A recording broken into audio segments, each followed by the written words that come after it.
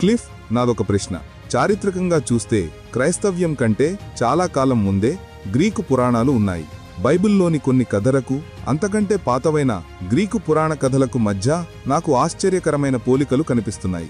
ఉదాహరణకు, పాండోరాస్ బాక్స్ కథలో పాండోరా పెట్టెను తెరవడం వల్ల లోకంలోకి పాపం ప్రవేశిస్తుంది. ఇది అవ్వ పండుని తినడం వల్ల లోకంలోకి పాపం ప్రవేశించిందన్న బైబిల్ కథకు చాలా దగ్గరగా ఉంది. అదేవిధంగా గ్రీకు పురాణాల్లోని బలశాలి హెర్క్యులిస్కు, బైబిల్లోని సంసోనుకు మధ్య కూడా పోలికలు ఉన్నాయి. కాబట్టి నా ప్రశ్న ఏమిటంటే, గ్రీకు కథలు చారిత్రకంగా ముందు వచ్చినప్పుడు బైబిల్లోని కథే అసలైనదని, గ్రీకు పురాణాల నుండి కాపీ కొట్టింది కాదని మేమెలా నమ్మాలి? ఈ ముఖ్యమైన ప్రశ్నకు ఆ చర్చలో క్లిఫ్ నెక్టెల్ మరియు స్టూవర్ట్ ఇద్దరూ తమ వాదనలను వినిపించారు. వారిద్దరి సమాధానాలను కలిపి వారు చెప్పిన ముఖ్యమైన అంశాలను ఇప్పుడు మనం వివరంగా చూద్దాం. మొదటిగా మనం గమనించాల్సిన ముఖ్యమైన విషయం ఏమిటంటే, మనం దాన్ని క్రీస్తు పురాణం అని పిలువము. ఎందుకంటే యేసుక్రీస్తు ఒక కల్పిత పాత్ర కాదు, ఆయన ఒక చారిత్రక వ్యక్తి.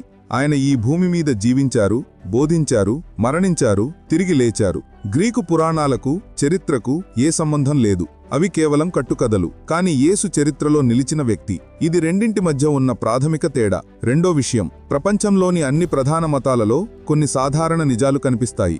మంచి చెడుల మధ్య పోరాటం, జీవితంలో ఎదురయ్యే కష్టాలు, క్షమ, మరణం తర్వాత జీవితం, ఇలాంటి అంశాలు అన్ని మతాల్లో ఉంటాయి. ఉదాహరణకు, హిందూ మతంలోని కర్మ సిద్ధాంతం చూడండి. ఈ జీవితంలో మీరు చేసిన తప్పులకు శిక్ష తప్పదు, అది వచ్చే జన్మలోనైనా మిమ్మల్ని వెంటాడుతుంది. అంటే ఈ జీవితంలో మనం చేసే పనులకు శాశ్వతమైన పరిణామాలు ఉంటాయని ఆ మతం చెప్తోంది.